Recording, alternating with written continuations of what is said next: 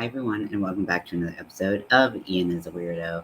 My lights might do weird things during the day when the light's a little inconsistent. It just kind of comes in and out, so it's just part of being next to a window, I suppose. So I am working on one of the front panels of my cardigan. Um, I'm not super in love with this pattern. I think that it's a little the thing is, like, there is, like, beauty and simplicity, but I'm in my, like, let's try something a little extra phase. But due to the fact that, like, I don't have a lot of this yarn, I am just kind of going with something that I know that I can do with the amount of yarn that I have, and that's what we're gonna do. So this is one of the front panels of the cardigan that I'm working on with the Halloween yarn from Joanne. And it is going well so far. I'm using a bag a day pattern, and I really do not mean any like insult to like the pattern itself or anything, obviously, because I think bag a day is great. But sometimes I don't know, I've been feeling a little spicy. I've been wanting to kind of like level up some crochet skills. I don't know, like, do you all ever get to that point where you're like, man, I wish this was like a little bit more of a complicated stitch, looked a little fancier, was a little bit fancier. I don't know, like when you kind of want something that looks a little bit more, you know, different and something. I don't know. I don't even know what I'm trying to say. But that's kind of where I'm at, where I'm like, I kind of wish it was a little bit more poppy or something like that. But this is a great way to stretch the yarn that you are working with. So it's alternating um, rows of like mesh and then just double crochet, and then the back is all double crochet. So and I'm also using a different weight of yarn and a different size hook of yarn than Bag a Day used in her pattern. So my dimensions are different, not just in this overall size of the project, but in the kind of how the project will work up, because this is going to be a, quite a bit more airy. The stitches are not going to be as tight, and therefore it's going to have a different look to it completely, which is fine by me. So hold on one second. Let me see what's going on. My brain's like beep, boop, beep, doesn't compute.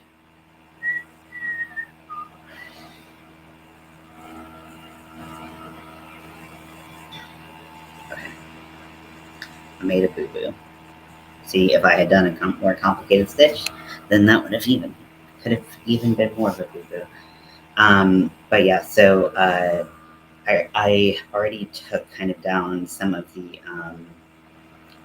what I will, like how big the panels will be and all that. I'm using, if you're curious as to which Bag a Day pattern I'm using, now Bag a Day is really good about numbering her patterns. So if you are curious as to which one I am using, oh wait, is this before she started numbering her patterns? Because it's in a playlist.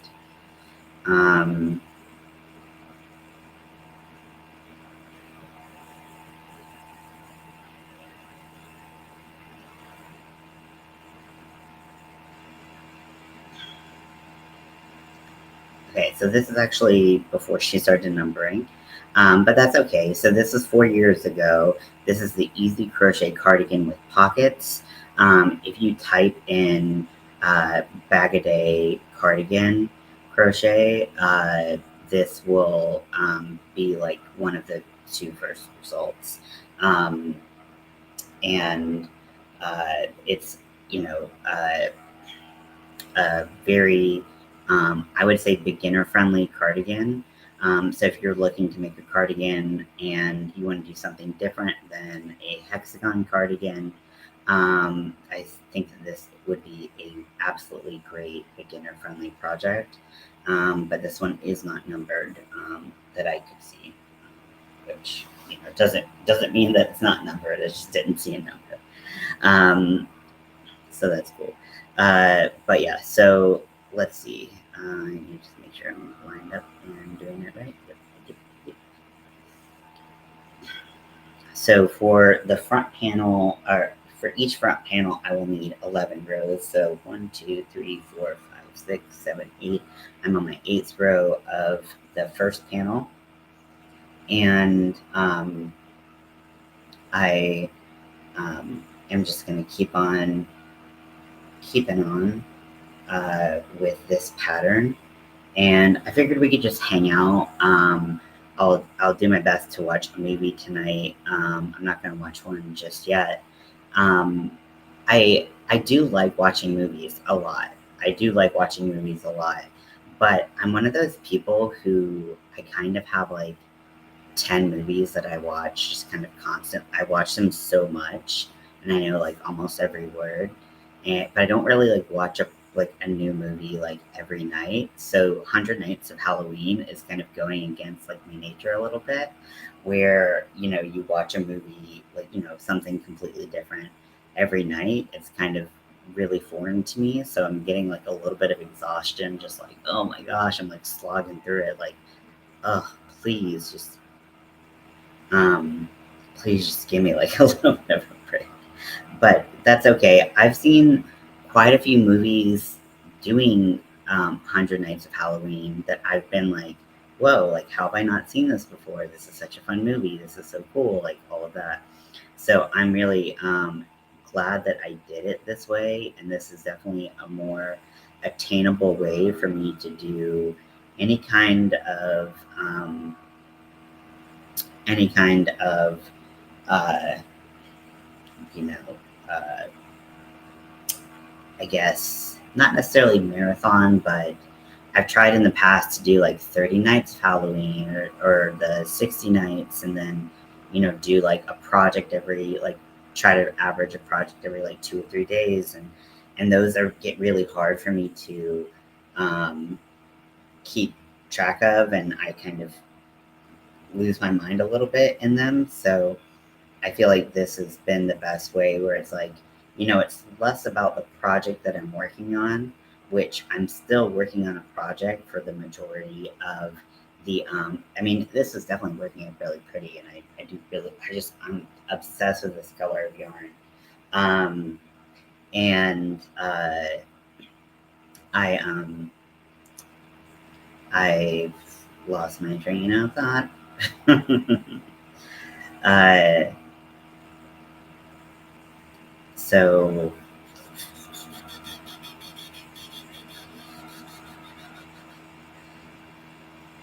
Um, yep, it's gone. So, but it is cool to like watch all of these movies that I don't think I would have watched. Some of them I wouldn't have watched at all. Like I said, like when I watched the Goosebumps movie, like I don't think I would have watched that. Like I wasn't planning on watching that. And then when I saw it, I was like, yeah, let's give it a try. And I actually really enjoyed it. So I'm really glad. Hey, Leather, welcome in. How are you doing? I haven't seen you in a little bit. I hope you're doing well.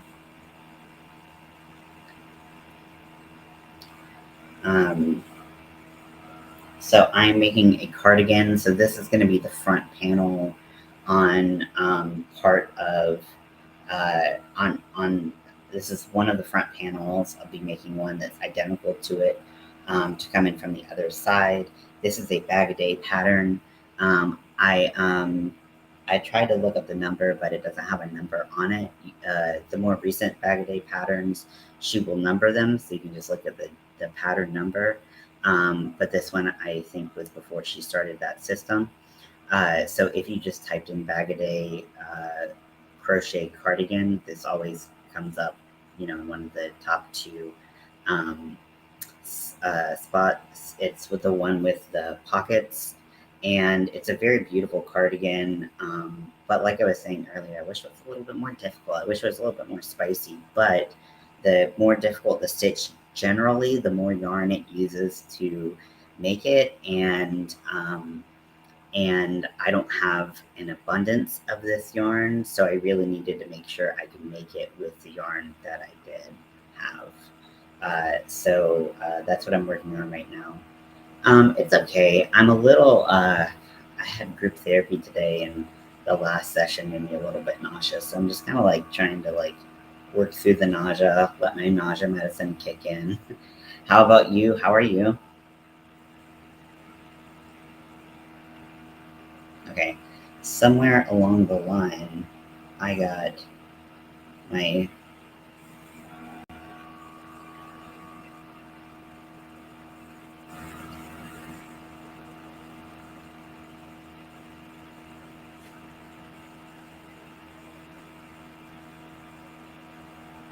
There we go. It's all the way back at the beginning of the row, of course. So I gotta frog a little bit. Just about to start doing dishes. I'm gonna be lurking. Yeah, absolutely. Do what you gotta do. I'm glad you're here regardless. Dishes are never fun, but hopefully we can keep each other company, and that will be good.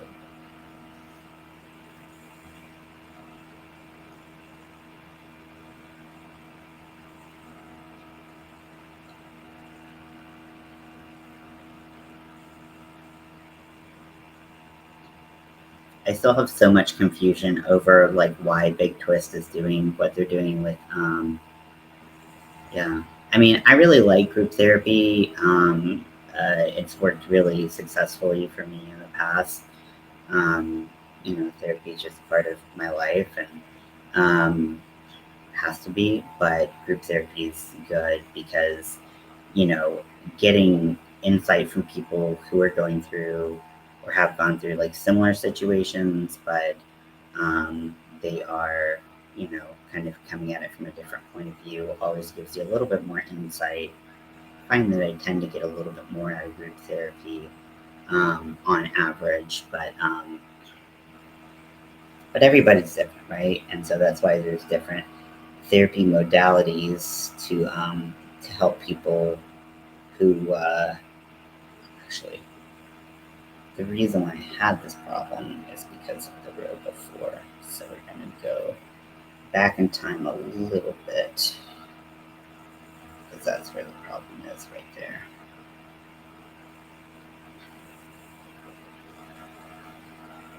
But that's why there's different therapy modalities so that everyone can kind of get what they want, what they need out of therapy, and be successful in what they're trying to overcome. So I don't mind it, but I know it's not everyone's thing, and that's cool with me.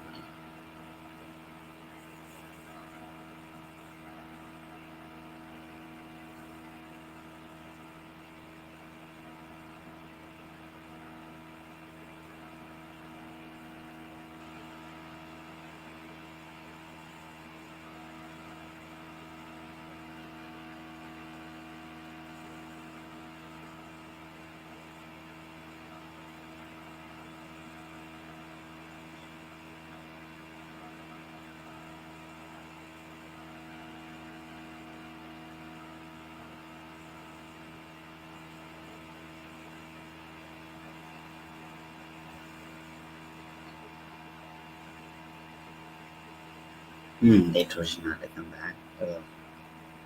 Yeah. Sometimes, yeah. Anytime things end like that, it's like, well, that's not going to really benefit people, or the people who are on the receiving end of that.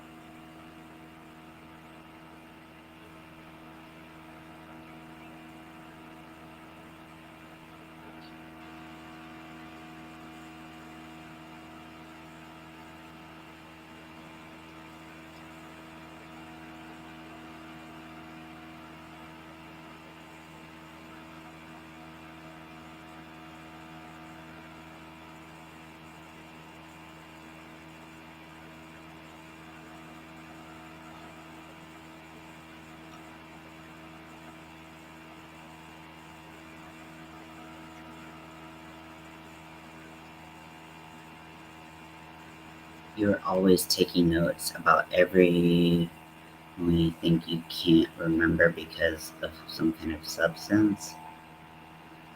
That's very,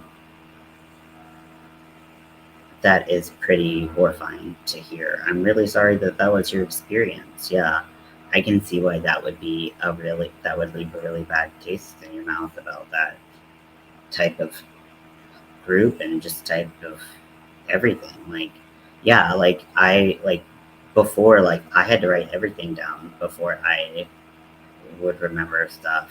That was like actually like a memory technique I used. So like, I think that if you're dealing with people who are like, I'm just going to call them out for it, because like if you're dealing with people who are closed-minded and don't understand that people learn different ways, then like someone taking notes to learn is not like is not a a bad thing. Like it's them like actively listening, processing the information, having to write it down. I used to be the kind of person that if I wrote it down, I would remember it. But if I didn't write it down, it was gone.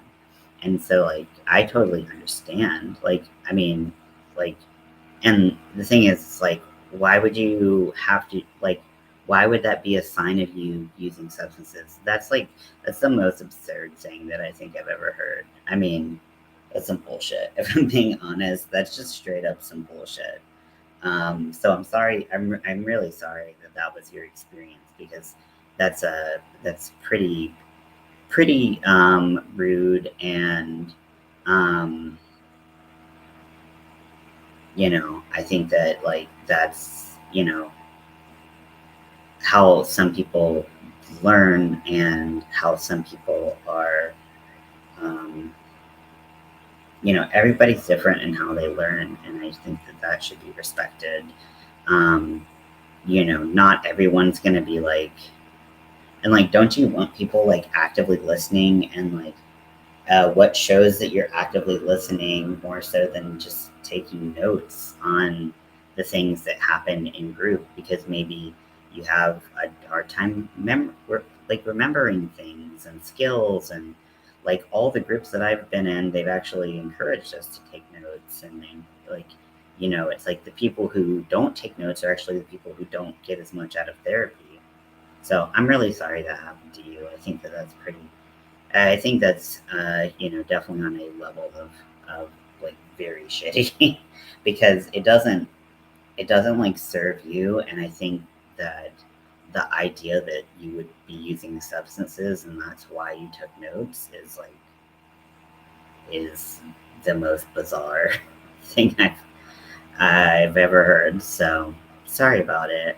That sounded dismissive. You know how sometimes you say stuff and you're like, it sounded awful. No, but I'm like, sorry about it. Like, no, I'm like, I'm really sorry that that was the case for you, because of course, like, um, that's not, that's just, that's bullshit. Yeah.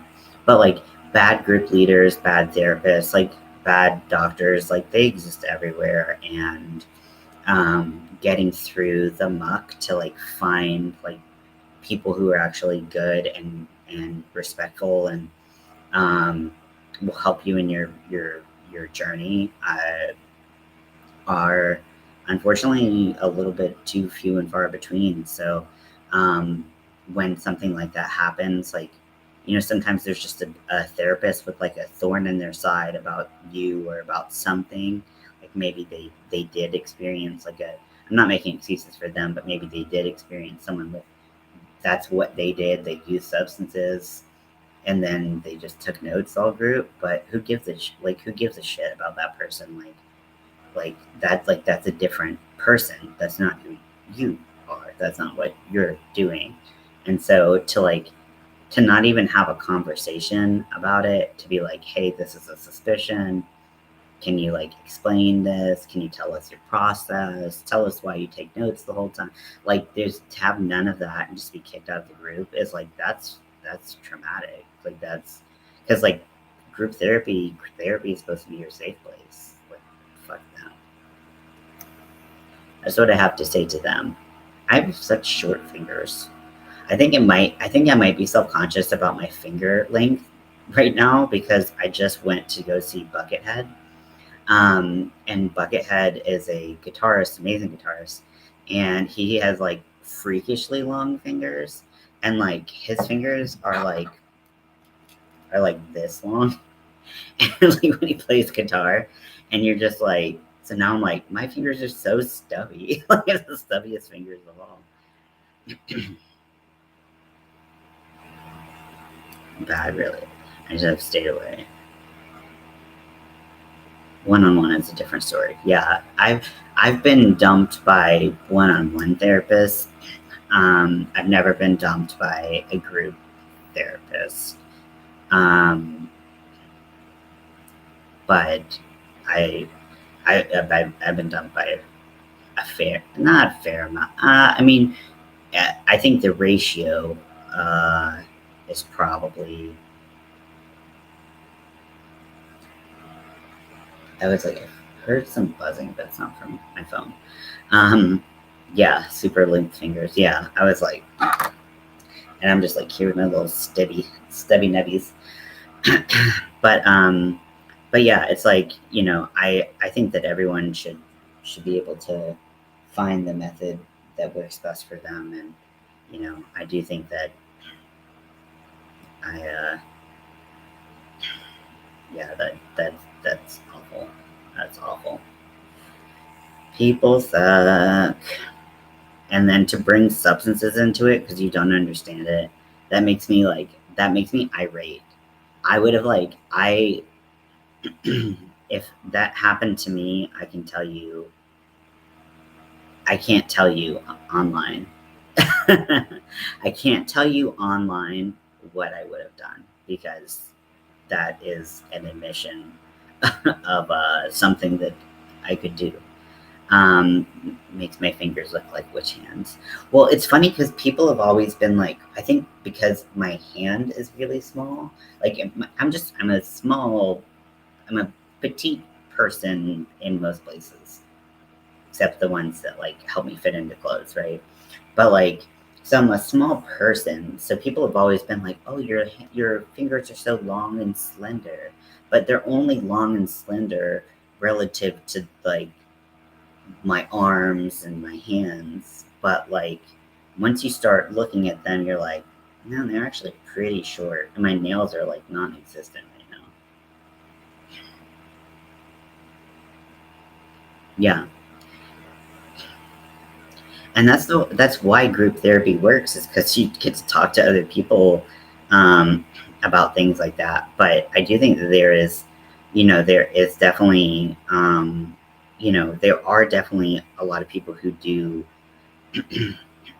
sorry, who do experience like some level of trauma from being kicked out of therapy and groups and dumped by therapists and doctors because they're seen as like beyond help, and it's really easy to internalize that and be like, well, what the fuck do I do then if I'm like beyond help? Like what do I do? um and I think that's really easy to get into your head and just be like, well, this I'm I I can't be helped. I can't be fixed. I just got to deal with my shit, I guess, because no one else is gonna help me. And like, there's a lot of people who deal with those types of internal like monologues because of situations like you described, because they've been kicked out of like these safe spaces, like they're intended to be safe spaces, and then they get kicked out of them. It's like, well, what did we think was going to happen? Like, what do you expect someone who's been kicked out of um, group therapy, like for alleged like substance use because they were taking notes? Like, if you had to go and like, I don't know what you would do, and I don't want to put like words in your mouth, but like, I know if someone approached me like that, I know next time I went into group therapy, first of all, I probably would never do it again. And if I did do it again, I wouldn't take notes, and then I wouldn't get as much out of it, and then it would would kind of be a waste of time. And all this time I'd be like, don't take notes, because like if you take notes, they're gonna think all of this stuff.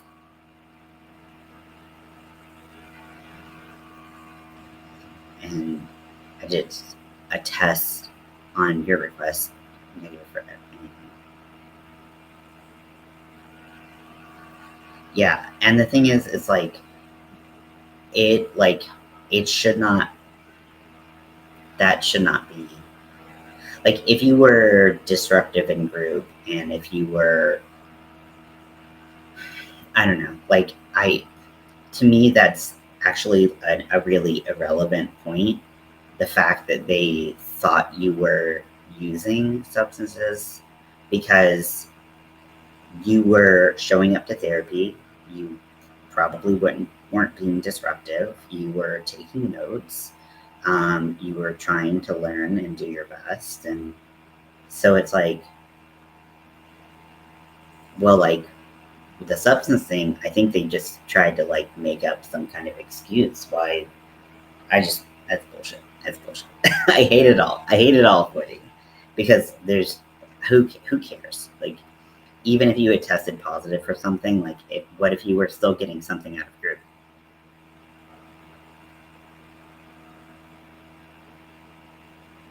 I'm sorry. That's unacceptable. It's unacceptable for me. But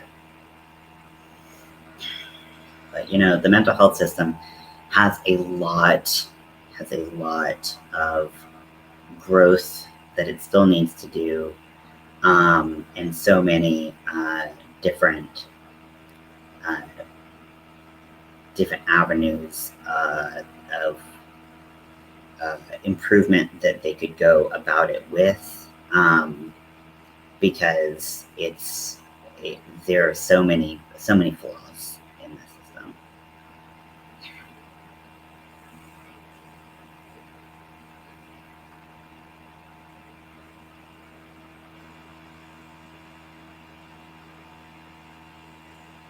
Yeah, and like, yeah, the thing is, it's like that's just like I I think it's so easy for people to make assumptions about what is going on and why. I just get these weird Twitch comments sometimes. They're like, "Get viewers," and I'm like, "I don't. What the fuck is this? Go away."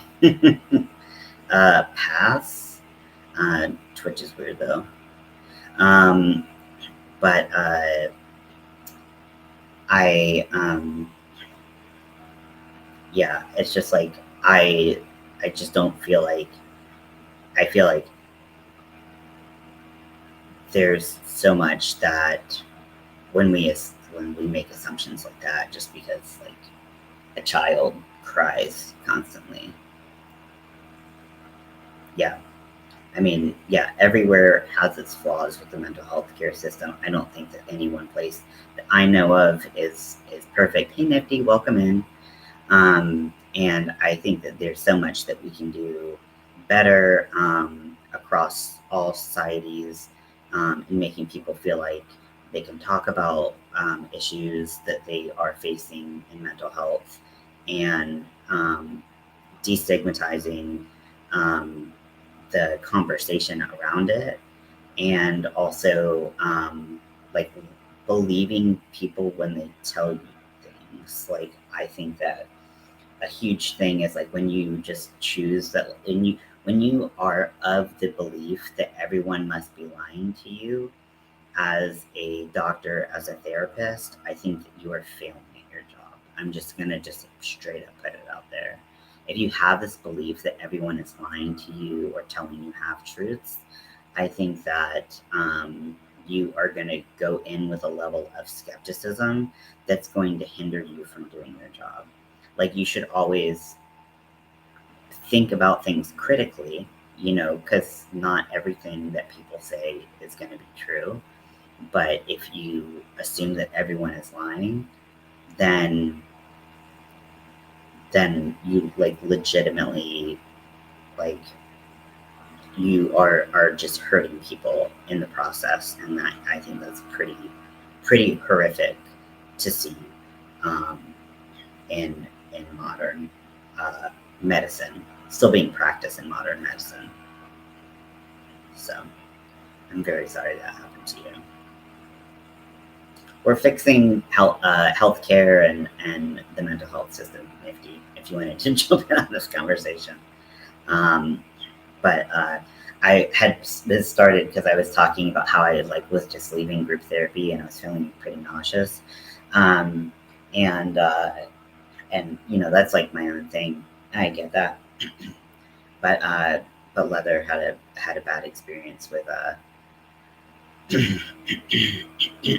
sorry, I'm like so phlegmy with like allergies. Um, I'm just like, ugh. Like it started last night, and I was maybe like, yeah, I started last night, and I assumed that part of it was like maybe like going to the concert because it's at this like relatively old amphitheater where like they play smaller shows. So it's like there's probably like a bunch of like dust and stuff places, but I don't know. Who knows?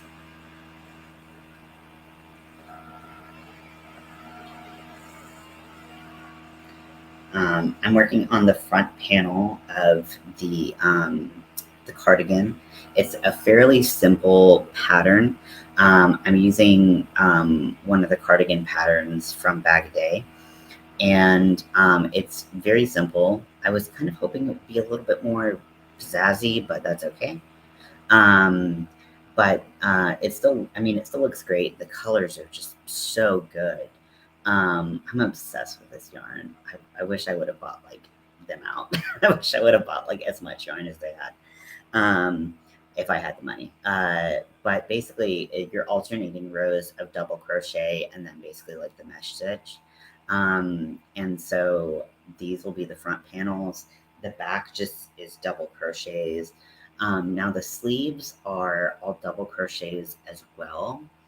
And I'm like, well, if everything else is like double crochets and shit, I was gonna do something a little bit more elaborate with them, but now I'm like, I don't know, probably not.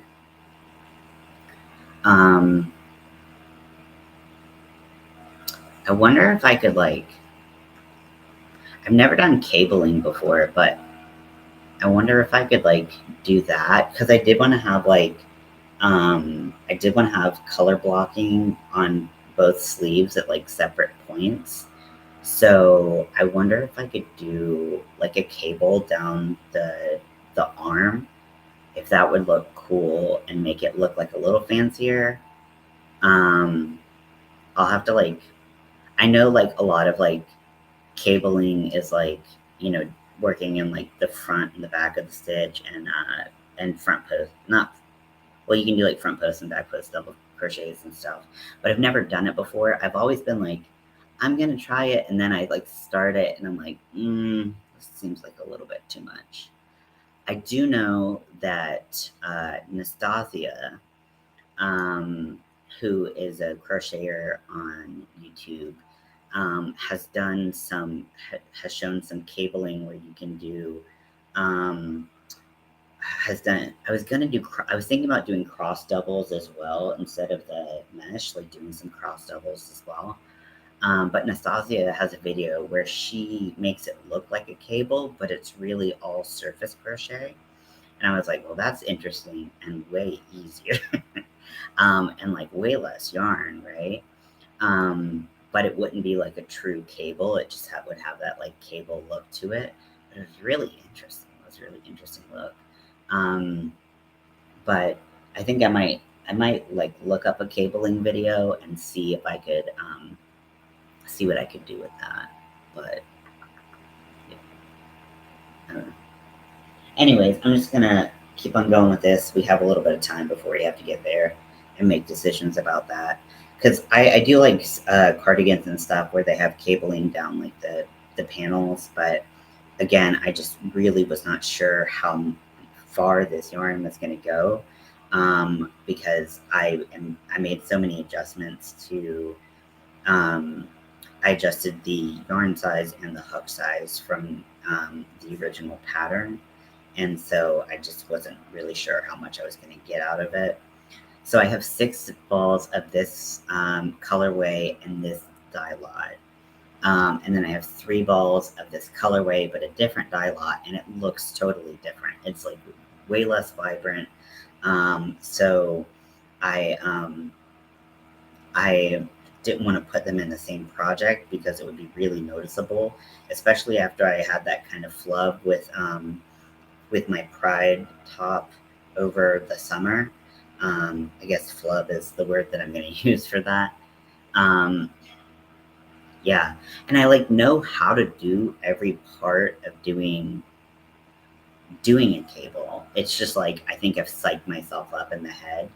Also, when you do cables, because like that's when I with knitting, I I knit up to the point where I was like the two things were like double pointed knitting and uh, double pointed knitting and knitting cables. And that's where I quit because I was like, this is too complicated. My brain doesn't work like that. And so I think I have this kind of like built up thing in my mind about like cables, where I'm like I think about knitting cables and that kind of hurts my brain. So I think that it's a lot different with crochet. And so I need to stop being such a little scaredy cat and just go for it. Plus, it would make it interesting, and I'm sure this yarn would look great with it. I would have to think about the color blocking and how I would do that, but that's okay. You saw what? I don't know. I don't know what you saw.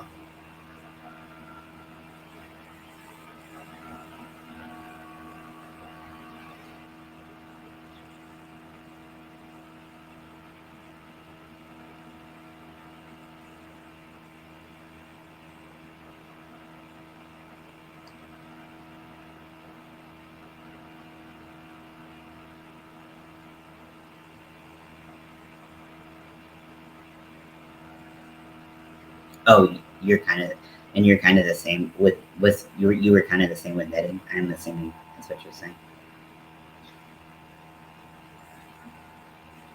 Yeah, knitting I just get so complicated so fast for me. Like I like crochet because like once you get past like I think that knitting is easier to start, and then it is like the learning curve is like this, where it's easier to start and then it like skyrockets in difficulty. Whereas crochet, it's more difficult to start than knitting, I think. Um, and just knowing which loop to go in, you have these like all these stitches, and your like your chains, all your tensions all weird and stuff like that. Oh, yeah. Okay. Yeah, the difference is like pretty noticeable in the yarn, so I'm not gonna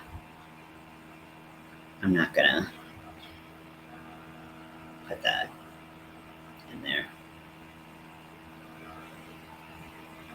So I'm gonna double check at the end of this row. I think the next row will be my last row for this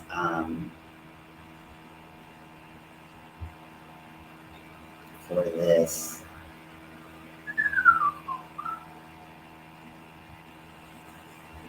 panel.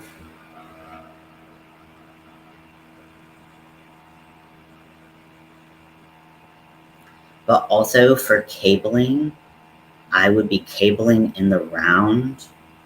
I mean, I guess I could make like a flat sleeve and then just seam it together. Oh yeah, but like crochet, like once you get the basic stitches down, I feel like you can do so much with them, and like the learning curve kind of flattens for quite a while until you get to like the crazy stuff. But which I don't do, so I don't really know what the crazy stuff is. But I feel like it's just like it's just if you can get onto you know crochet, um, once you're there, you're like okay, I can manage with most things now. and then handling your tension and all of that stuff. Okay, so let's see. So I have 1, 2, 3, 4, 5, 6, 7, 8, 9. Okay, we are not there yet. 10, 11. Okay, so I have 2 more stitches, 2 more rows to do.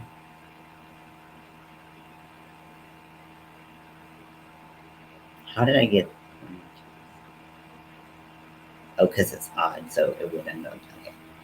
I don't know. I was like, this doesn't make sense in my brain, but now it does because I am an idiot.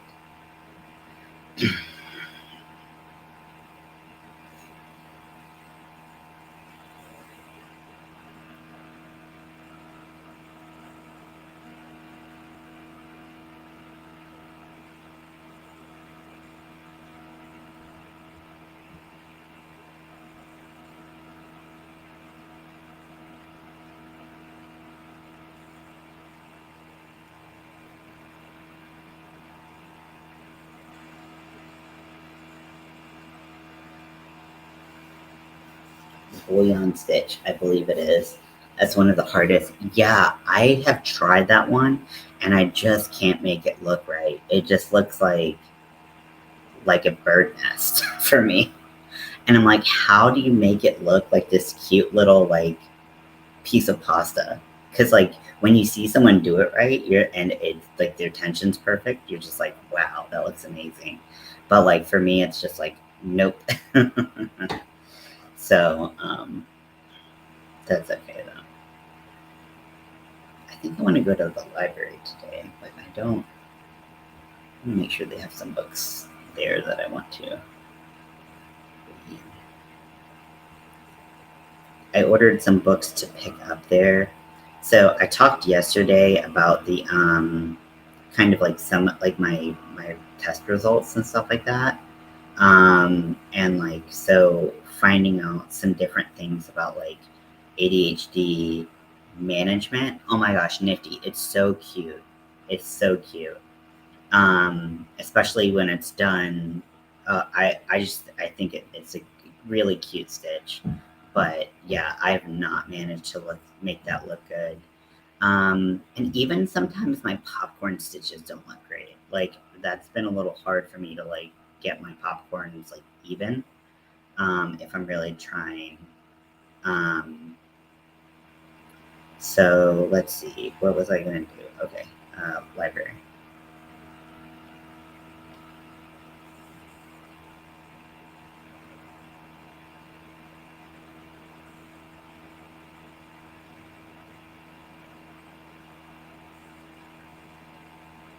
Oh, they close at 9.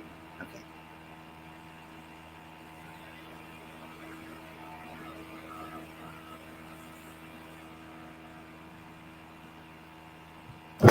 And my library card number. I'm sticking it because I lost my library card because I lose everything.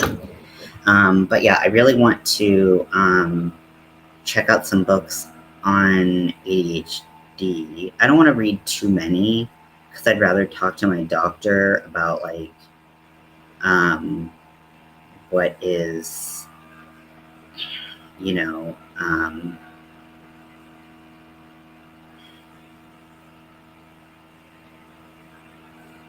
wait, are these all available?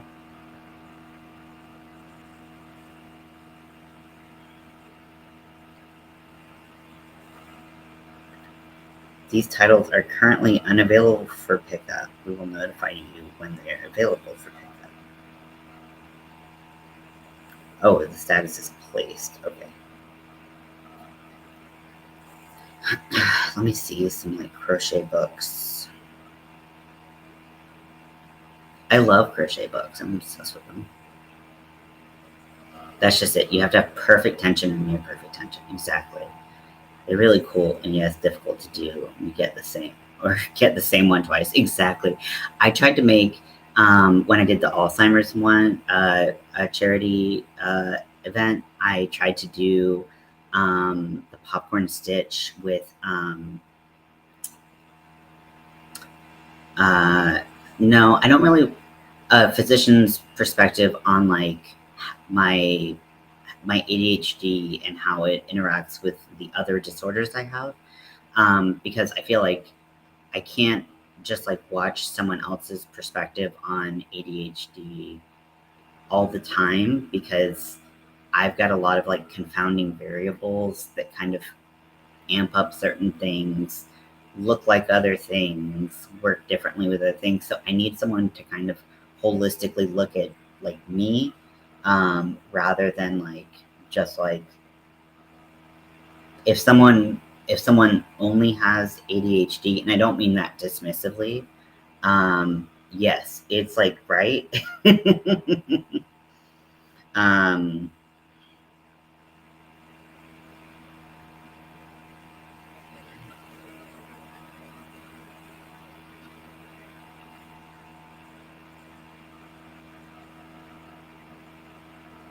okay, so the Crochet Monsters one is it Carrie and Eva Perry?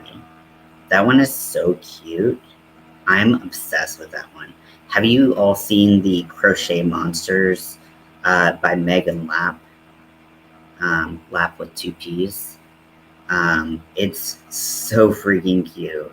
I kind of want to go get that one. Then there's the Crochet Creatures. I know Winter has that book, and it's got that's the one with the dragon on the front. People really like that one. Carrie's close, but it doesn't really have.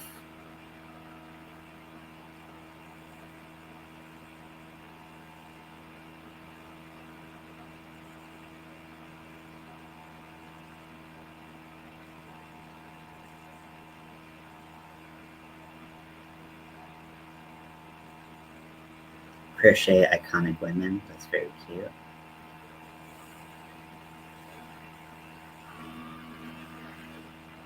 I did like the Crochet This book. It had a lot of. I just like books with a lot of stitches because then I can just do whatever I want. Typically, what I want to do is take a flat stitch and put it in a round. I don't know why. I prefer to crochet in the round. It's like my favorite thing to do. That's which I know is maybe weird. I don't know, but I have the Crochet Stitch Dictionary. So I have that book, which is honestly like such a great book. And I like books, if they're stitch books, I like them to have all of the stitches like laid out either in the front or the back where I can see them. And they I like it's cool if they separate them with like, these are ones that are like lacy and these are ones that are textured and stuff like that. So that if I'm like, I know I need a textured stitch, I can just look in that section. But if you can see a picture of what the stitch looks like, then that's easier.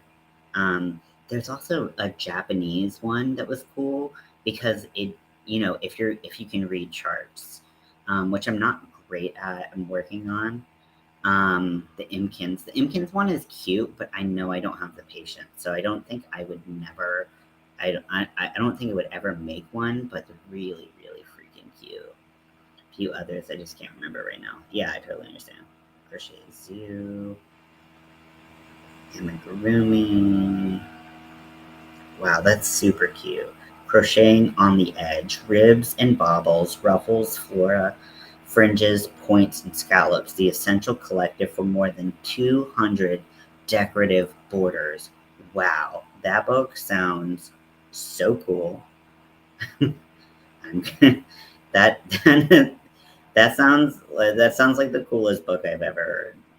Oh my gosh, I think I have to get that.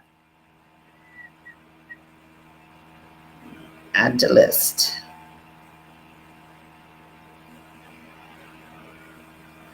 I mean, because like that sounds cool. I'll have to get that and I'll have to show you all to see if it's as cool. But like, because I always like, I don't make many blankets, but I'm always like, well, what if I wanted to add like a border to like a cardigan or like, whatever I make. And so to add like, that's cool. I like that. Mm, mm, mm, mm.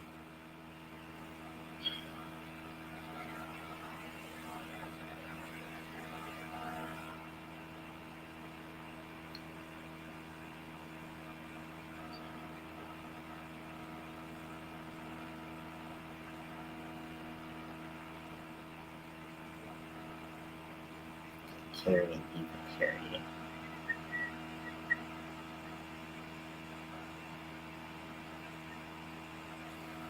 Where was this one? The one that I was like, oh my gosh.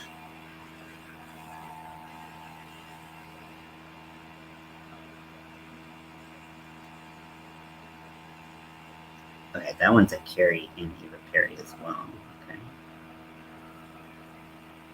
Let me narrow things down at all. Oh my gosh, that's the ugliest, ugliest cardigan I've ever seen in my life. There is a book called Simply Crochet, and it's a granny square cardigan that I'm not a big fan of those anyways, but you know, they can be done right. This one's done in like, they tried to connect everything with cream, but then did a bunch of other different colors, and then it has like this brushed out mesh, or not brushed out mesh, like brushed out fringe border. It's somebody's fashion. It's not mine. I shouldn't knock it, but like, oh my gosh, it's so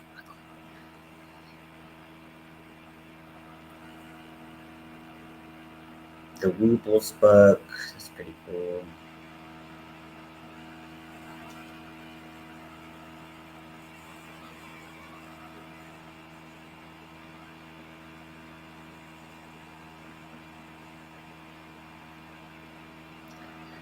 This book looks cool. It's called Modern Bohemian Crochet, and it's got a bunch of clothes.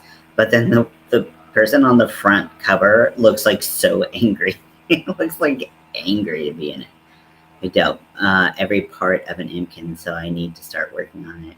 Once it's done in rainbow yarn, orgy biv, bold, not pastel. That should be fun. Although I imagine doing the details on it might be a little bit challenging because then you're trying to think of like contrasting colors and whatnot. That's what I found at least.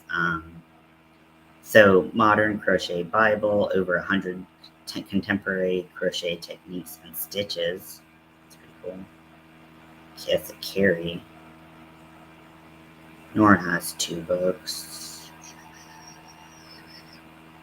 I did see, I didn't pick, I picked it up and looked at it. It wasn't what I wanted to make, but I did see the Crochet Crowd's book, which I didn't even know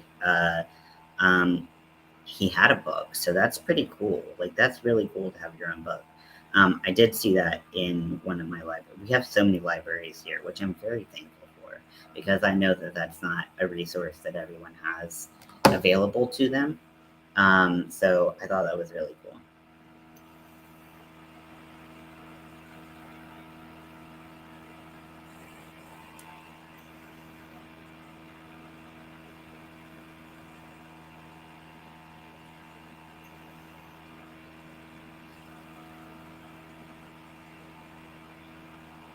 The Hucktionary.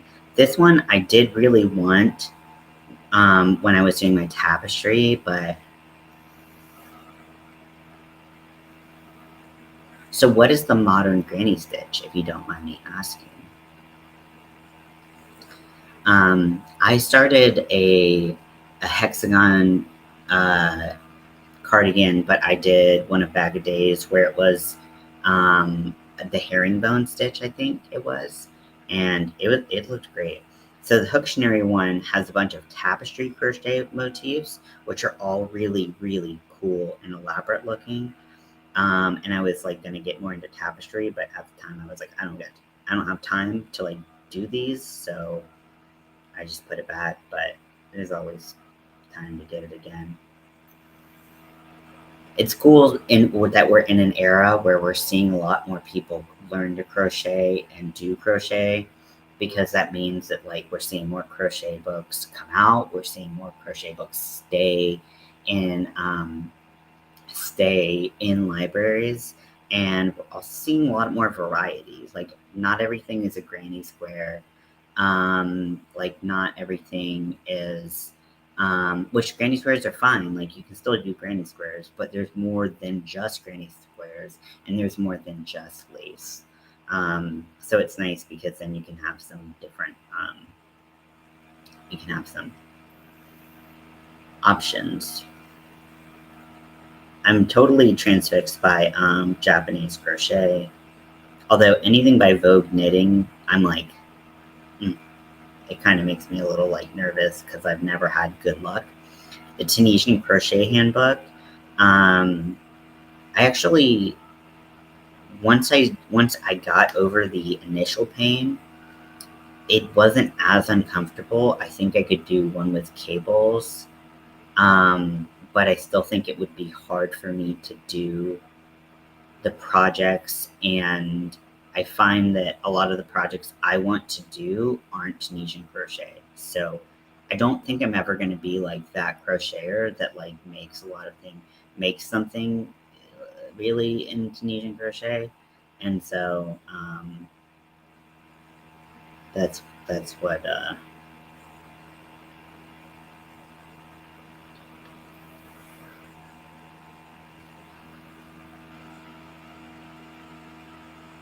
so I don't think that's going to be me, because I don't like really like making blankets or shawls or things like that, and that seems to be kind of like what the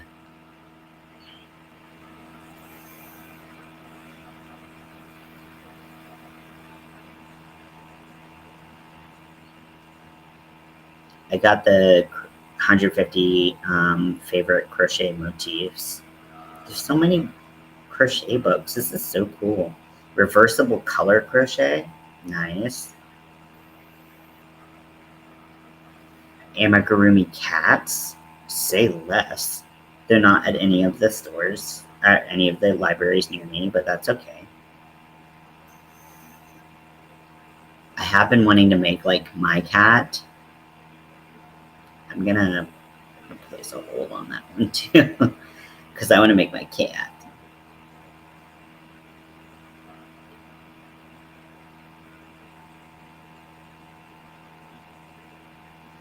Mm-hmm. Okay, so I have a couple books. I don't need like a bunch at a time because I just can't handle that. Also, like, so I know, so Stitch of the Month. So, Stitch of the Month this month was how to basically make. I could just, let me just look up the modern Granny Stitch.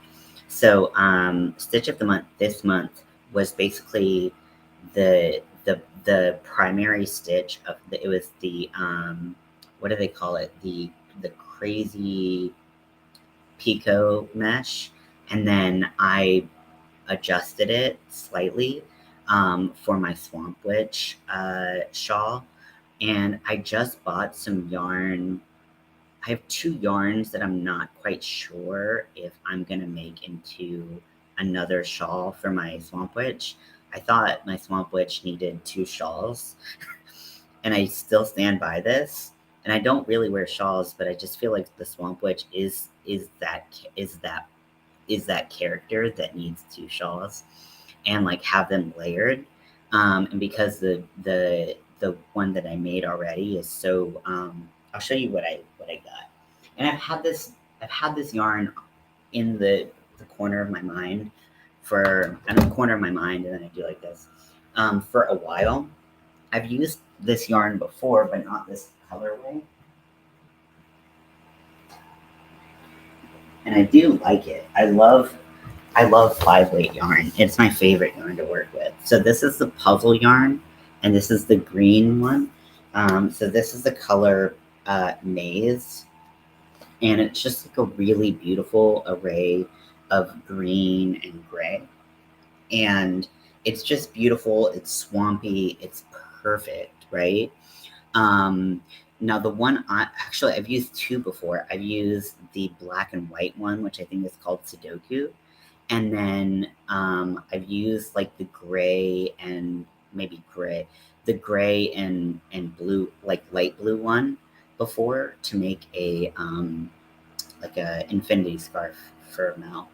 Um, it's nice yarn. It's dependable, and you can get it at Walmart, so you don't have to shop at Premier. Because if I can avoid shopping at Premier, I will. I never have a good time. So it's called Maze. So I'll type it in the chat.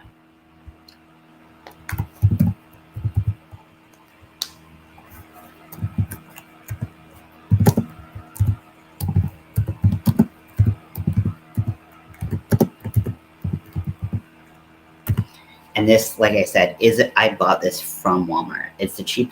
If you can buy yarn at Walmart, unless there's some freaky sale going on somewhere, Not that freaky because sometimes, Joanne can really turn out a sale.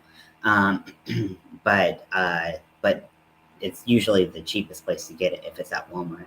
Um, so uh, this is a color I've been looking at for a long time. I will not. I'll say it's not the softest, but it's definitely soft enough, and it is cozy. It is very cozy. The content. Let me. So Premier Puzzle is 328 yards of 100% acrylic yarn.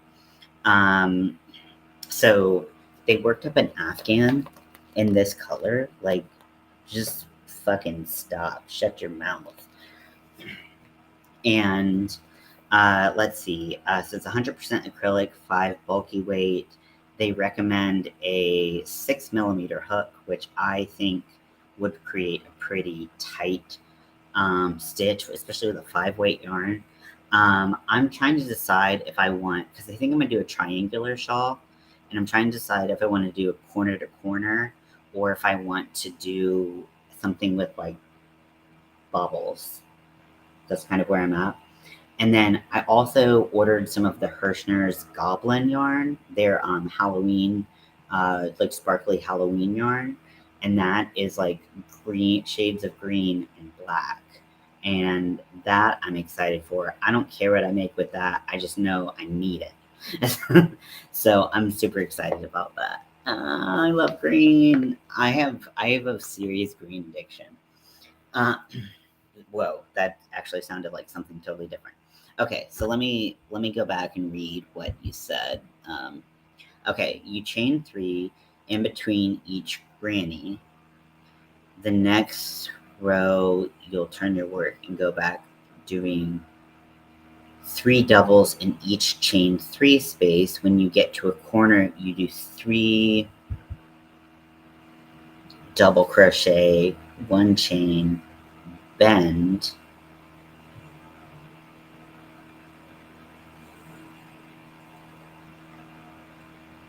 Okay, I want to see what this looks like.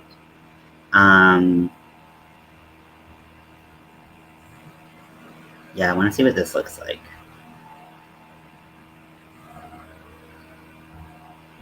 Just because, like, I can kind of like I can see what you're saying. I'm just kind of curious as to how it works up.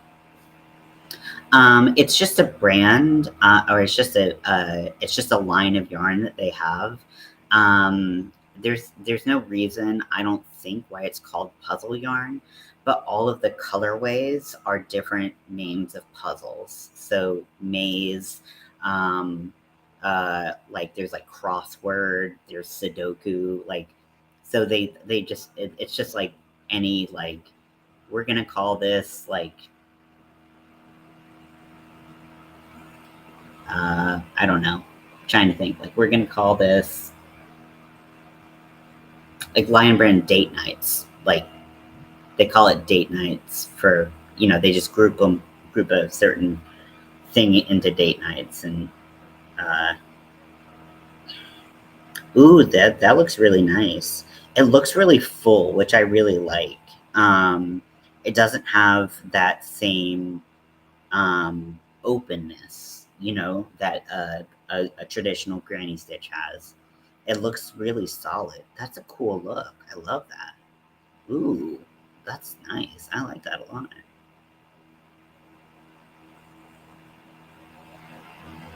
I'm seeing all these projects with the modern granny stitch, and I'm like, wow, these are freaking gorgeous. Cool. Thank you for introducing me to that. But I was like, I actually like doing the stitch tutorials more than I thought. One thing is that my the light that I the when I do stitch tutorials, I have a ring light that can hold my phone and look straight down, and the LED light that is in the ring light is going, and it was a cheap ring light. It was I mean, it was like at 15-20 bucks. And it clamps to my table. So I'm kind of like, is it worth? I don't even. it might be like too cheap to even like open up and try to replace an LED and get the right LED for. Um, but so that's the only thing. I was like doing a live with it when I was doing like one of like doing the wig, like working on the wig, and it was like blinking in my eye, and I was like, okay, this is making my head hurt. This is making my head hurt quite a bit. Okay, so now my nausea medicine has hit, which feels good to have a little less like, be a little less like grossed out by the food. um, but yeah, it's a long story, I guess. Maybe it's not as long as I think it is in my head, but it's just kind of part of like my eating disorder. Um, I and I think just I guess content warning. I'm gonna talk about eating disorders for a little bit. Um, and try not to go into too much detail, but just kind of briefly like talk about my own experience with them. So I have what's called ARFID, ARFID, which is avoidant restrictive food intake disorder. It often is comorbid with autism and ADHD, those specific neurodivergencies. And it can be related to texture, color, um, really anything about food, like all of the different senses and how you interact with food. It's a sensory thing. And so, but it still falls under an eating disorder because you put someone with ARFID and then someone who's talking about food and describing all of the things, like the more you talk about food and stuff, the more it gets a little iffy. And unfortunately, and I'm not ever going to try to be the person who calls someone else out on things, but there's someone in my group who therapy who she has talked about having an eating disorder, one that is more about restricting calories and things like that. And then she talked about that early on in the group, and then hasn't really mentioned it since. But she talks about exercising and food like every single day. And people are constantly praising her on like working out and like getting up earlier and earlier every day and running more miles every day and things like that. And like it didn't sit well with me, and I wasn't envious of her. Like that's not what the feeling was. Oh my gosh, this is gorgeous.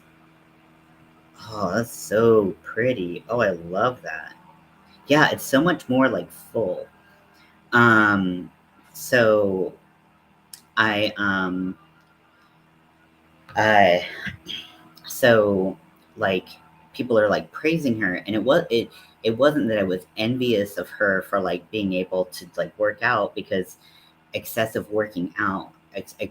exercise is part of like something that you have to look out for in eating disorders. So I was like, this doesn't sit right, and people are just praising her for it. And I'm like, I don't think that like they realize that like this is kind of like enabling behavior.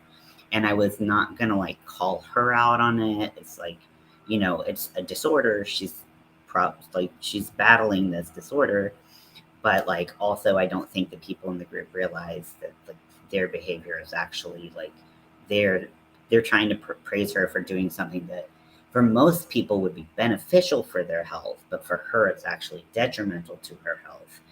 And I like it didn't sit well with me, but I couldn't quite put my finger on it. And then I talked to my dietitian, and I was like, "There's this thing."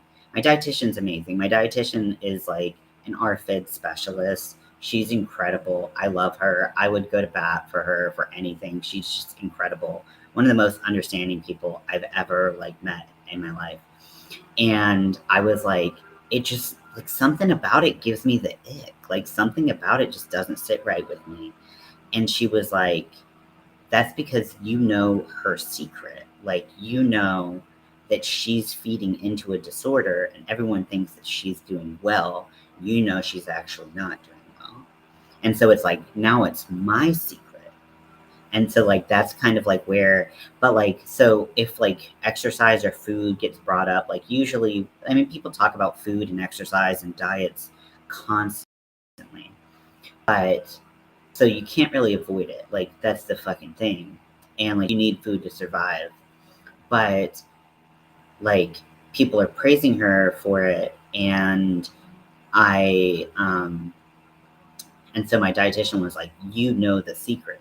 Like that's the thing. It's like you have been the torch of like the secret has now been like handed over to you. And I was like, oh, okay. Um yeah, very common in autism. It's not guaranteed with autism, but it is common. And you can have food sensory issues without having ARFID. The thing about ARFID typically is that it's uh, not necessarily, but very often accompanied with food trauma. So there was some kind of like you're like forced to eat things that like you just can't handle. Um, a lot of times you get really nauseous just thinking about eating food, and so that's kind of it's very common to get nausea related or like GI issues related to ARFID when food starts getting brought up and stuff. So like today they were going on for like 30 minutes, and I was just waiting for them to like change topics, but every single person kept talking about food, and I was like, I gotta get out of here. Um, Takes less yarn. Oh, cool. I would have thought that it would take more yarn given just how plush it is, but it's very nice. But yeah, so but there, I mean, so I am working with someone who really understands RFID, and I'm making like a lot of progress. But I still like I keep like for me like full transparency, like I know I don't have to tell you shit, but like um like I do have like an emergency nausea medicine that I can take if I just like if something like this happens. For a while it was like I was taking it every day, and now I take it pretty rarely, which is improvement. And so you know the the goal is to build a healthy relationship with food. And a lot of people who are neurodivergent will be called like picky eaters, and it's different from being a picky eater, like totally, because people with RFID like want to eat more. They it's like almost like a physical reaction to having to eat something specific, so and whatever that sensory component or those sensory components that they struggle with, can be pretty inflamed. Like for me, I went almost a year without eating any meat because the stringiness of meat was just like it was. I couldn't. It was too much.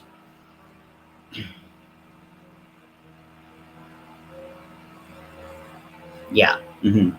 And like sensory issues are super common just in general, not just with food, but with everything, neurodivergence.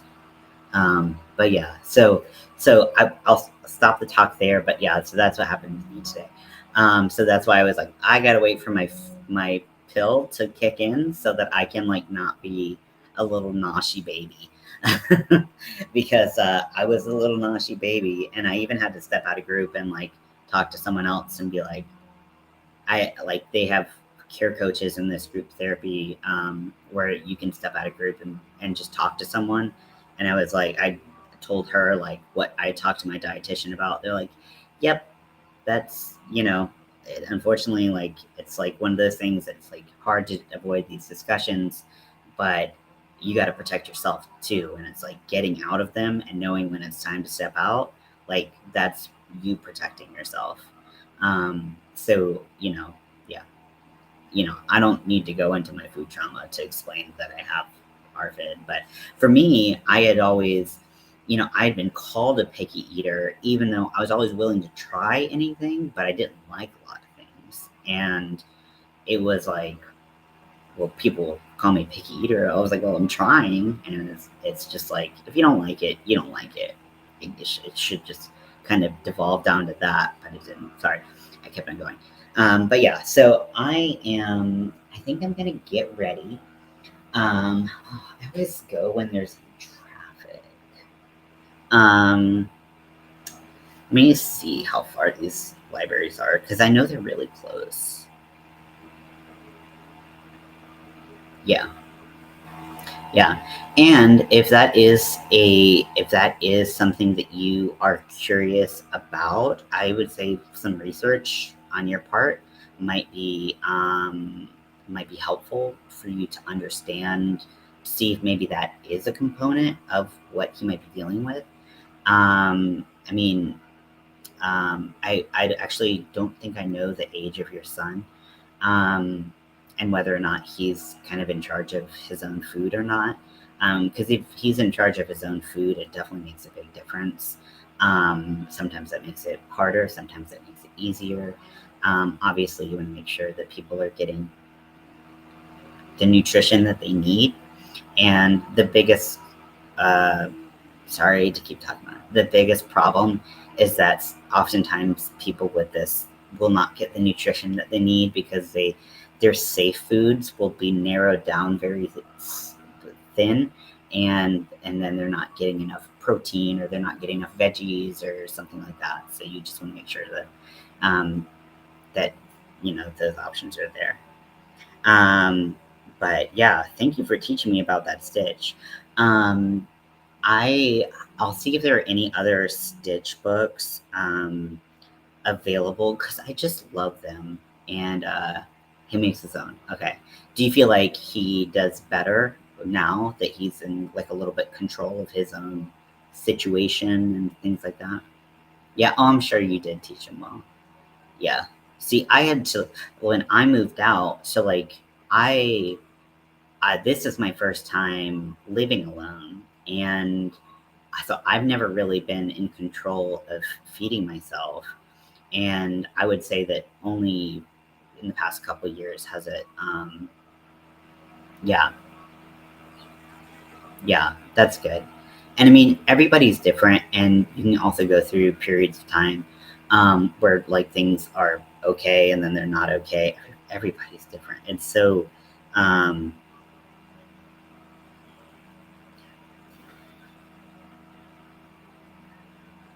I think I went to the Cary Library when I had no, um, I didn't have internet access at home.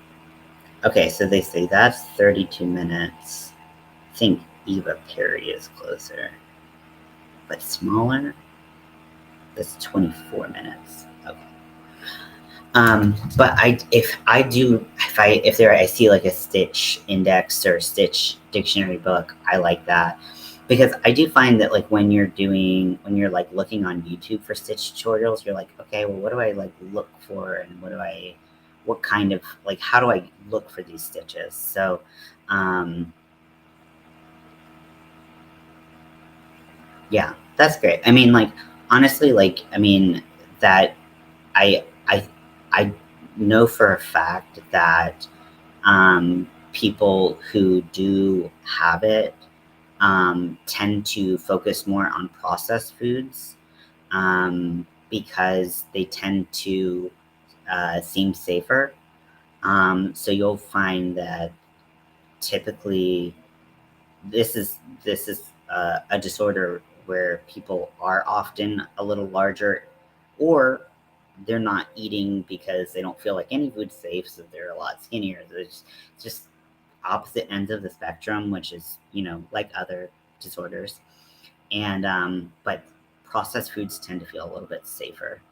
Um, and that can be a little hard because you know don't tend to get a lot of that freshness and things like that. So, but if he can take care of himself and he's not having problems with food, then you know, it is interesting to learn about. I always like learning about things, but it was really eye opening. I actually didn't realize I had it until I started going to see a dietitian for I didn't start seeing a dietitian until I knew I needed to lose weight for a surgery that I was going to have. And I wanted to do it in a healthy way, but I just had never learned how to lose weight in a healthy way. And then through like the vetting process, the dietitian was like, I think you actually have ARFID. And then they set me up with a food therapist, and it was like a little messy. Honestly, it was difficult because the minute you start talking about weight, you have to talk about food, and the more you talk about food, the more you trigger your eating disorder. So there's kind of no easy way to get through all of those things, right? So it takes someone like I feel confident that like if I like talk to my dietitian now about like how I can, if that was my goal still, um, I mean, yeah, 6'3", you have to eat. I'm 5'2" as well. 6'3", yeah, you do have to fuel your body. Fueling your body is essential, right? And my dietitian is always just like the phrase she says for my RFID gang. She's like, not eating is not an option. So it's like it's so easy to be like, no food feels safe. I'm not gonna eat. Then it's not a problem. But not eating is not an option. So I always have that on replay in my head. But I'm gonna get ready because I'm in my PJs. Oh my gosh, my knee is like fuck off. So I told you I love green. I have and then one more yarn. I showed it off in a haul.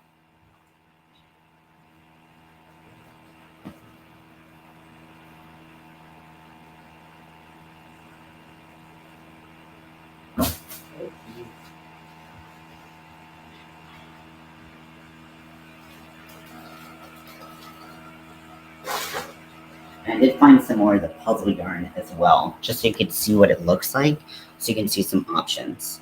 So I did get these two hanks of yarn, which I never splurge on this type of yarn.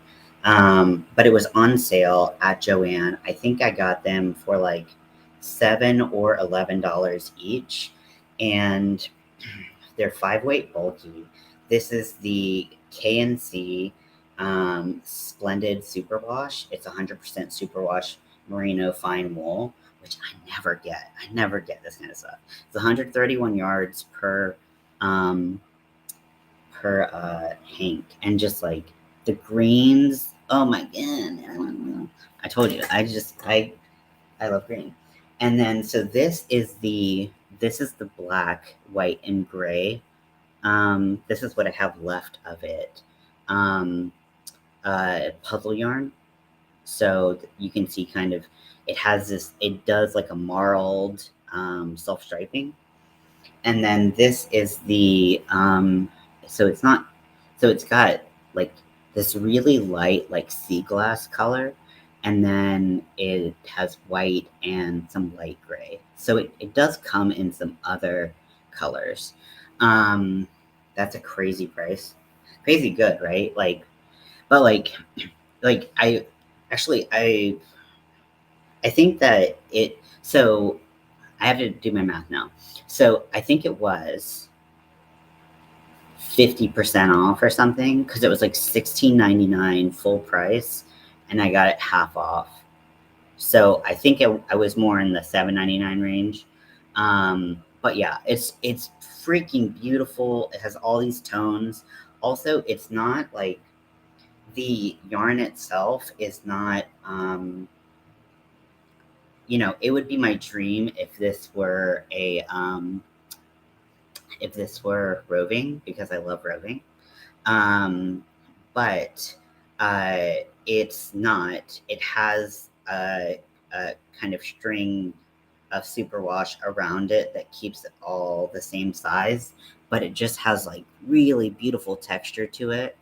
And that's from Joanne. Like that's from Joanne. So normally those end caps that might have some fancy. I mean, I know you're in Canada, so you don't know.